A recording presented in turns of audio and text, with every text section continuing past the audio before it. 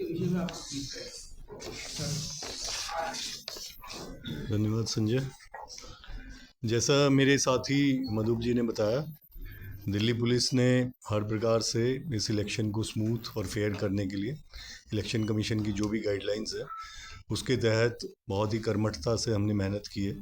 लगभग 2 महीने से मेहनत कर रहे हैं। 1 महीना तो बहुत ही इंटेंस रहा है, क्योंकि इस इलेक्शन की जो खासियत है कि इसमें फियर्स कंटेस्टिंग रही है।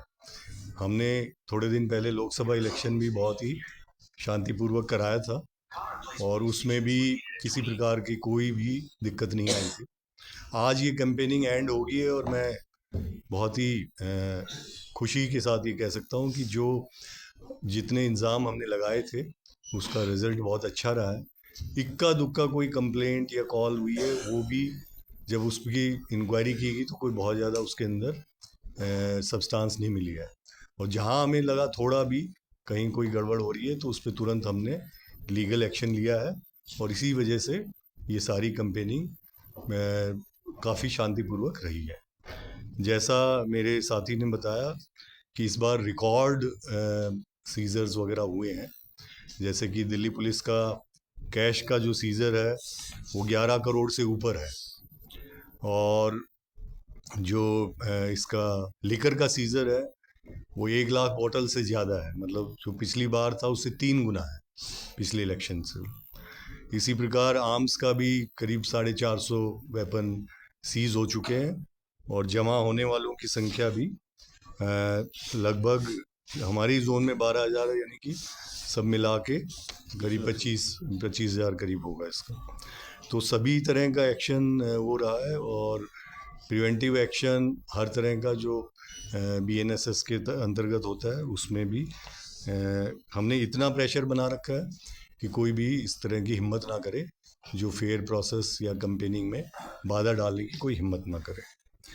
इस बार हम थोड़े से फॉर्चुनेट या खुशकिस्मत इसलिए भी रहे हैं कि हमें 220 कंपनी पैरामिलिट्री फोर्स की गृह मंत्रालय से मिली हुई है। उसका एक सबसे बड़ा फ़ायदा तो ये है कि उसको हम रखते हैं जहाँ पे नाके हैं, फ्लाइंग स्क्वाड है, जहाँ पोलिंग बूथ की सुरक्षा का महत्व है। तो वो रहने से जो लोकल पुलिस की न्यूट्रलिटी वाला सवाल वहाँ नहीं होता है, तो उन सब जगह वो रहता है। हमारा साथ में कोऑर्डिनेशन उनके साथ बहुत अच्छा है। जैसा अभी बताया कि इनके ठहरने का बहुत ही बढ़िया उम्दा इंतज़ाम किए गए, जिसके लिए DCPs ने बहुत मेहनत की, क्योंकि इतनी फोर्स बाहर से पहले कभी नहीं आई थी।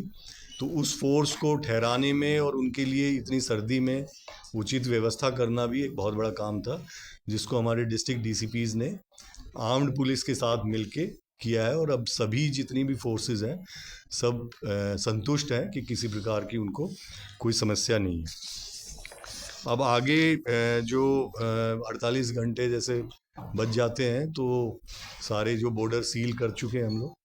आगे जितनी भी जो भी संदिग्ध व्यक्ति हैं उनकी रोका टोकी बढ़ गई है। साथ में जो लिकर के वो ड्राई पीरियड भी शुरू हो चुका है, तो उसके लिए भी हम पूरी तरह से तैयार हैं। रात के समय हमारी चेकिंग्स जो है लगातार आज की रात भी कल की रात भी चलती रहेंगी। और पोलिंग डे में हमारा प्रयास ये रहेगा कि किसी को भी कोई अड़चन ना हो, सब लोग बड़े अच्छे से जाके अपनी वोट का प्रयोग कर सकें और किसी प्रकार की कोई बाधा उनको ना हो। हमारे ऑफिसर पूरे इलाके में पेट्रोलिंग करते रहेंगे, हम लोग स्वयं इलाके में मुआयना करते रहेंगे और कहीं भी कोई छोटी सी भी हमें शिकायत आती है तो हम तुरंत जाके उस पर अग्रिम कार्रवाई करते हैं।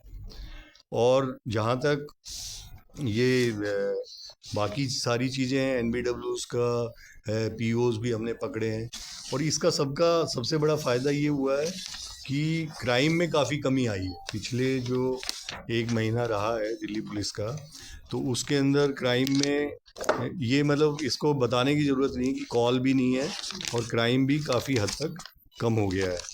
इसके आंकड़े मैं अगर आपको बताना चाहूँ तो 1 सेकेंड। जैसे कि हीनस केसेस हैं, मर्डर और ये अटेम्प्ट टू मर्डर, साथ में रॉबरी, स्नैचिंग, सभी में काफ़ी हद तक गिरावट आई है। जो कागज़ मिल नहीं रहा, मैं इसमें से बता देता हूँ।